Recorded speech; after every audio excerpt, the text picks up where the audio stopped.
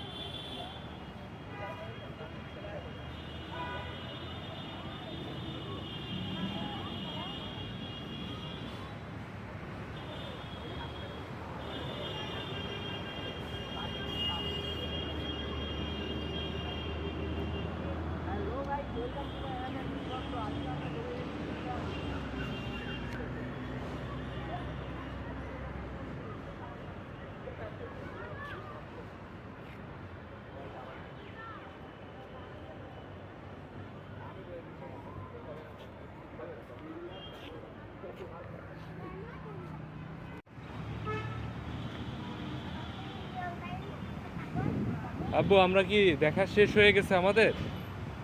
আরেকবার যেতে হবে। কেমন লাগলো তোমার? তুমি কি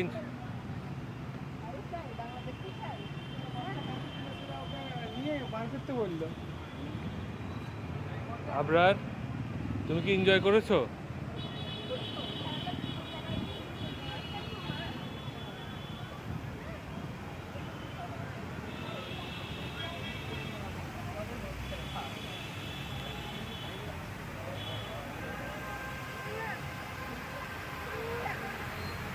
কি বলছে?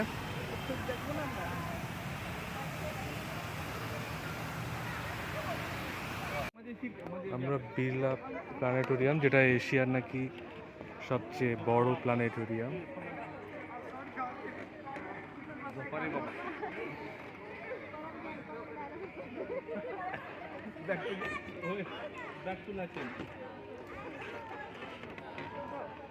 ने एक और सिद्धांत प्रतिपादित किया।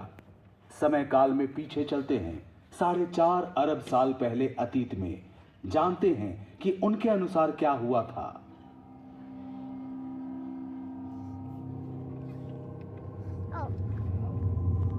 हम जिस पृथ्वी को देख रहे हैं वो युवा है, अभी भी गठन की प्रक्रिया में है, जहां जीवन अभी तक नहीं पनपा। शुरुआती समय में हमारे सौर मंडल में ग्रहों जैसे विशाल चट्टानी टुकड़े झुंड में घूमा करते थे। कुछ का परिक्रमा पथ था जो उन्हें पृथ्वी के नजदीक लाया। ये थोड़ा ज्यादा करीब आ गया।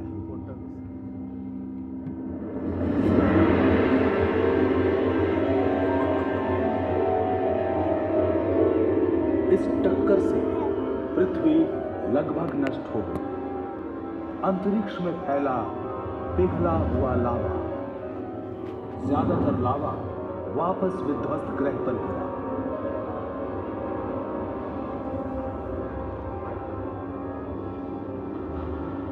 बाकी रह गया परिक्रमा पथ में, गुरुत्वाकर्षण के कारण बाहरी महाकाश में नहीं जा पाया।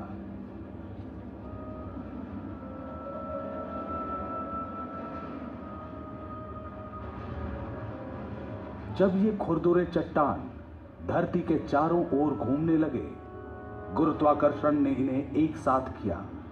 ये टकराते गए, जुड़ते गए, इनका आकार बड़ा होता गया।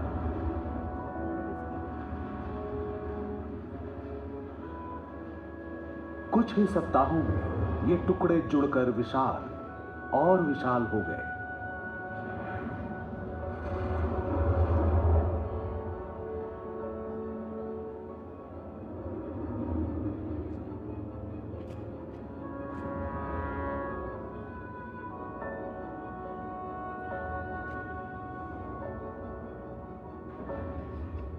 एक महीने से भी कम समय में आकार अविश्वसनीय हो गया। चांद का जन्म हुआ। बिल्कुल सही, सिर्फ एक महीने में बना था हमारा चांद। ये है आज का चंद्रमा। सोचकर अचरज होता है कि एक भयानक टक्कर के कारण आज रात का आसमान चांदनी बिखेरता है, लेकिन ये सच है। कारण हजारों थे, अलग अलग, लेकिन इन टक्करों से ही धरती पर जीवन पनप सका। आघात ने धरती की धुरी को झुका दिया, जिससे ऋतु परिवर्तन हुए। चंद्रमा के गुरुत्वाकर्षण के कारण ज्वार भाटा बना। तब से लेकर आज तक हमारे सौर मंडल में ठहराव आया है। अब दूसरे ग्रह से पृथ्वी के टकराने का डर नहीं है, लेकिन दूसरे टक्कर हमें रोज प्रभावित करते हैं। कुछ खास टक्करों में शामिल है हमारा सूर्य भी। फिक्र न करें, इतनी जल्दी धरती जाकर सूरज से टकराने वाली नहीं है। हमारा परिक्रमा पथ नियंत्रित है और अरबों सालों तक ऐसा ही रहना चाहिए। लेकिन धरती पर हर जीवन निर्भर है सूर्य में होने वाली टक्करों पर।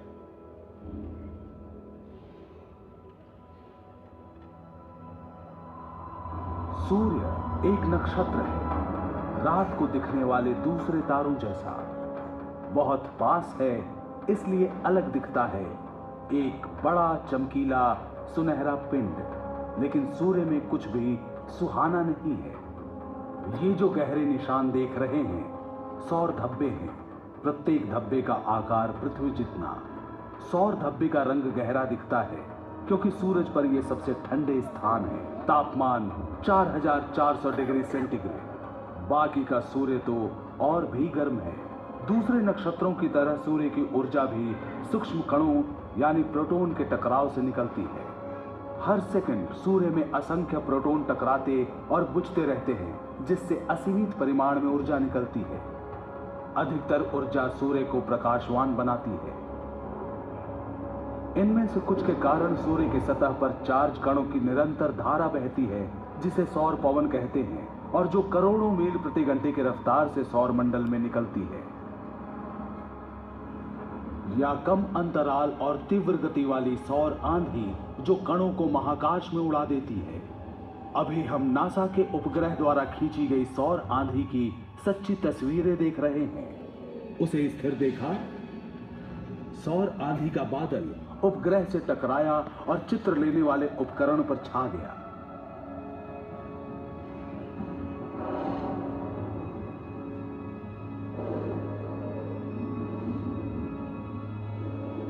सौर पवन का झोंका हर दिन हर पल सौर मंडल के ग्रहों के पार जाता है। ये इतना शक्तिशाली है कि इसका संपर्क मात्र ही हमारे वातावरण की ऊपरी सतह को उड़ा ले जाए, अधिकांश पानी सोख ले और धरती पर जीवन का विकास परिवर्तित हो जाए। लेकिन खुशकिस्मती से धरती की सुरक्षा करता है एक अदृश्य कुदरती कवच। अभी आप जो देख रहे हैं वो पृथ्वी के चुंबकीय क्षेत्र का काल्पनिक चित्र है। धरती के लौ अंतर्भाग के कारण हमारी धरती विशाल चुंबक की भांति काम करती है।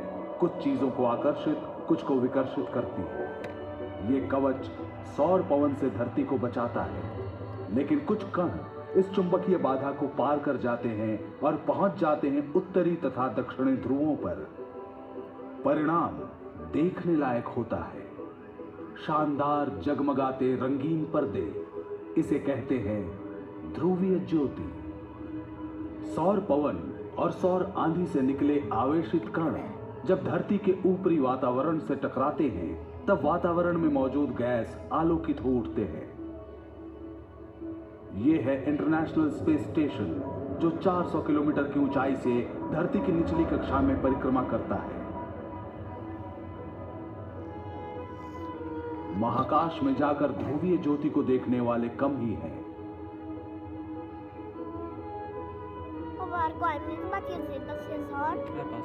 जिस टक्कर के कारण ये ज्योति निकलती है वो धरती की सतह से 100 से 480 किलोमीटर के बीच होती है, जहाजों के उड़ान पथ से भी ऊंचा।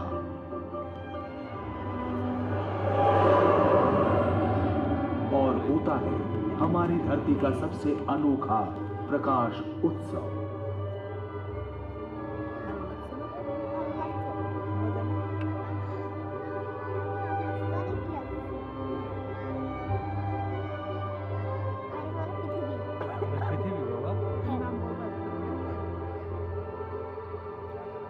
আমার তো প্ল্যানটা সেটার কেউ নামবে না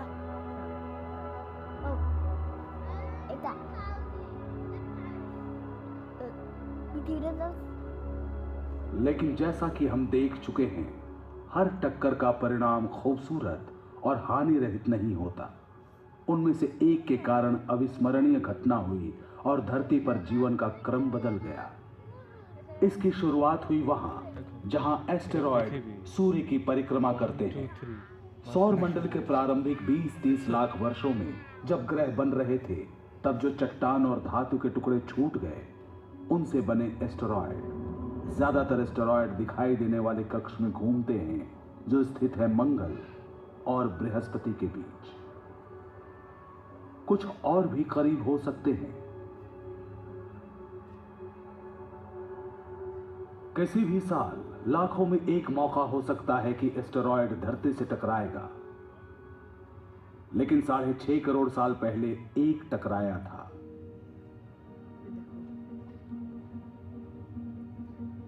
यह लगभग 12 किलोमीटर चौड़ा था, 65,000 किलोमीटर प्रति घंटे की रफ्तार से बढ़ रहा था, सीधा पृथ्वी की ओर।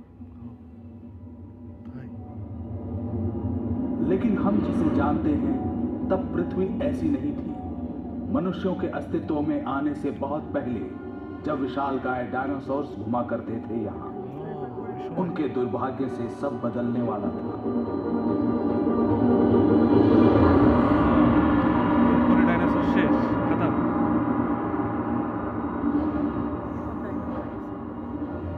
आज जहां मेक्सिको है, ये एस्टेरॉयड वहां टकराया। आग का गोला फूटा, जहां तक नजर जा सकती सब कुछ जलकर राख हो गया। धरती और चट्टानों के टुकड़े भाप बनकर अंतरिक्ष में उड़ गए। जब इन धातुओं की वापस बारिश हुई, वातावरण गर्म हो गया। प्रज्वलित मलबा धरती से आकर टकराता रहा बार बार। हर चीज जिसमें आग लग सकती थी वो जल गई। 1 घंटे तक धरती में चारों ओर तापमान 300 डिग्री सेंटीग्रेड से भी अधिक हो गया, किसी भट्टी के समान गर्म। चारों ओर धुआं और राख फैल गई। 6 महीने तक इतना अंधेरा कि अधिकतर पौधे न उग सके। टक्कर से हुए महाविनाश और ज्वालामुखी विस्फोटों तथा बदलते समुद्र के स्तर के बीच धरती पर मौजूद 3/4 जीवन रूप खत्म हो गए। डायनासोर्स का दौर खत्म हो गया था, लेकिन जीवन नहीं रुकता और उस बार भी जीवन बचा। कुछ डायनासोर्स बच गए, क्रमिक विकास होकर बन गए आज के पक्षी। कुछ स्तनपायी भी बचे, इनका भी नया उद्भव हुआ। सच तो यह है कि वो टक्कर न होती तो हमारा वर्तमान भी ऐसा न होता। क्या ऐसी टक्कर फिर से हो सकती है? एस्टेरॉयड अभी भी है। अगर कोई एक सामने आ जाए तो हम क्या करेंगे? इन्हें उड़ा देना कारगर नहीं। छोटी चट्टानों का झुंड टूट पड़ेगा हम पर। लेकिन वैज्ञानिक सालों से इन एस्टेरॉयड के अध्ययन और निरीक्षण में लगे हैं। उन्होंने सुझाया है सरल उपाय। गुरुत्वाकर्षण बल का प्रयोग कर हम उनका रास्ता बदल सकते हैं। ये कुछ इस प्रकार काम करेगा। अगर आप एक स्पेसक्राफ्ट को एस्टेरॉयड के पास से उड़ाएं, तो स्पेसक्राफ्ट का लघु गुरुत्वाकर्षण भी एस्टेरॉयड को थोड़ा ही सही खींचकर उसके गति पथ को बदल सकता है। सालों लग सकते हैं, लेकिन धीरे धीरे एस्टेरॉयड दूसरे गति पथ में चला जाएगा और क्रमशः पृथ्वी से सैकड़ों मील दूर चला जाएगा।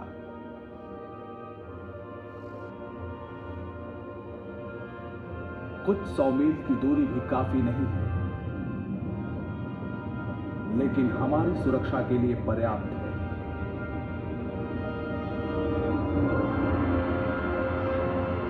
आज ये सिर्फ एक सोच है, लेकिन सही लगती है। वैज्ञानिक कहते हैं हमारे लिए यही सर्वश्रेष्ठ उपाय है। किसी दिन आप में से कोई एक और बेहतर उपाय सोच लेगा, जो महाकाश के इन अजूबों से धरती की सुरक्षा कर पाएगा। हम जानते हैं कि एक टक्कर से चंद्रमा का जन्म हुआ और वो टक्कर आज हर रोज सूर्य को ईंधन देता है। हमने देखा टक्कर ने डायनासोर्स को खत्म कर दिया। हमने सीखा हम कैसे गुरुत्वाकर्षण के प्रयोग से अपना भविष्य सुरक्षित कर सकते हैं। सब कुछ यहीं पर घटित हुआ, पास के महाकाश में।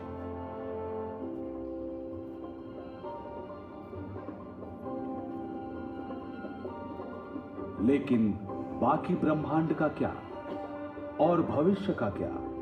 महाकाशीय टक्करों का क्या असर होगा हम पर?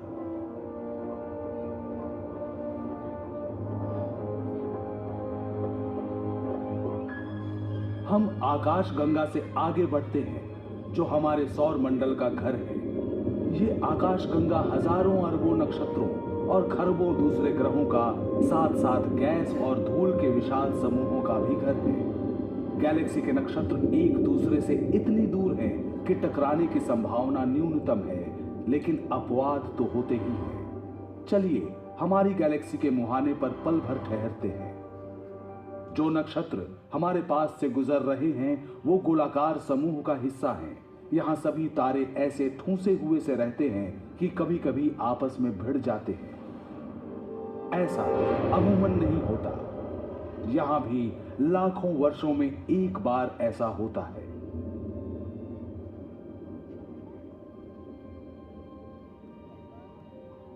चलिए हम आकाश गंगा से निकलते हैं और जल्दी से पूर्वालोकन करते हैं कि हमारी गैलेक्सी, हमारे ब्रह्मांड के भविष्य में क्या है।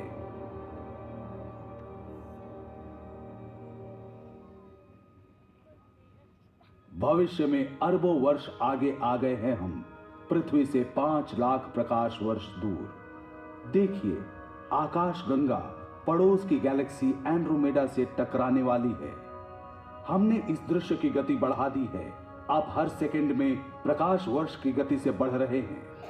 ब्रह्मांड की बाकी चीजों की तरह गैलेक्सी भी भ्रमणशील है। हालांकि एक दूसरे से काफी दूर है, पर गुरुत्वाकर्षण इन्हें बांधे रखता है। ये दो विशाल गैलेक्सियां एक दूसरे के इर्द गिर्द घूमकर महाकाश में नृत्य प्रस्तुत करेंगी। नजरें मिलाकर कभी पास आएंगी, कभी दूर जाएंगी। इन गैलेक्सियों में नक्षत्र और ग्रह दरअसल टकराते नहीं हैं। ये बहुत दूर होते हैं। वैज्ञानिक मानते हैं कि ये पास आकर गुजर जाएंगे। आपस में टकराएंगे गैस और धूल, जिनसे दोनों गैलेक्सी भर जाएगी।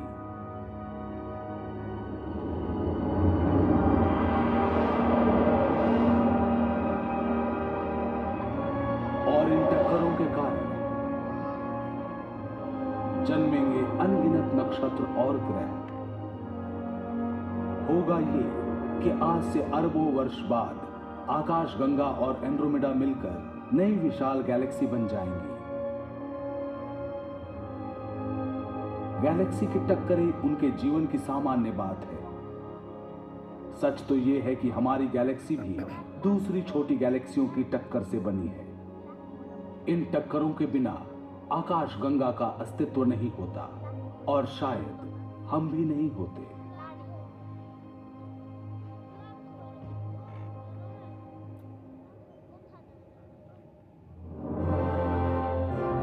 महाकाश की अचरज भरी चकाचौंध वाली टक्करों ने उन चीजों को बनाया जो हमें यूं ही मिल गई। चमकता चांद, सूर्य की गर्मी और प्रकाश, बदलती ऋतुएं, किनारों को छूकर भागती सागर की लहरें। इन टक्करों ने डायनासोर्स को खत्म किया, ब्रह्मांड का नक्शा बदल दिया, गैलेक्सियों को फिर से गढ़ा, नए सितारों, नई दुनियाओं को जन्म दिया। निरंतर विकसित हो रहे विशाल ब्रह्मांड का क्षुद्रतम हिस्सा हैं हम। कभी लगता है एक छोटे सफर के राही हैं हम, लेकिन हम खोज पर निकले हैं निरंतर बदलते ब्रह्मांड को समझने की कोशिश में। और कुछ नहीं पता कि टकरावों के चलते बनते बिगड़ते इस ब्रह्मांड में हमारी अदम्य जिज्ञासा के कारण अगली बार किस सच से टकराएंगे हम।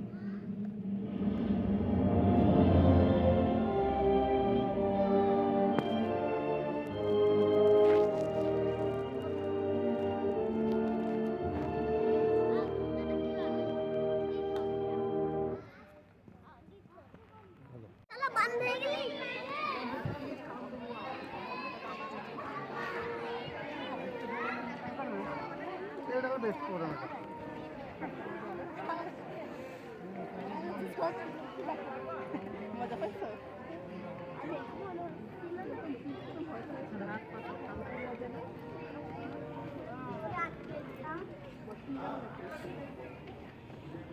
চলো রুমে চলে যাই।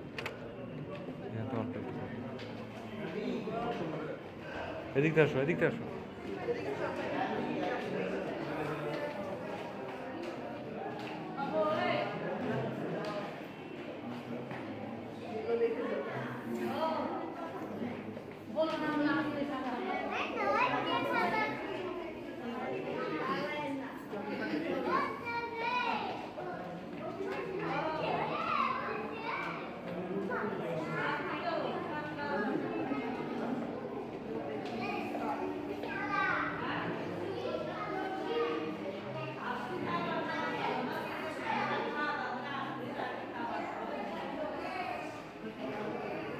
চলো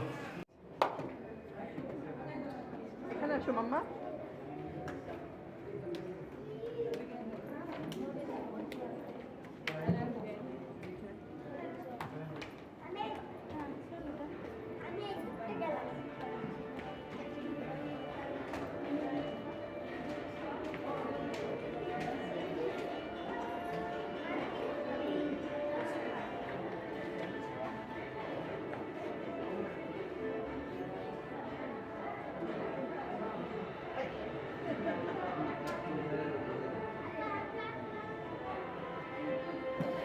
চাঁদের দেখছি।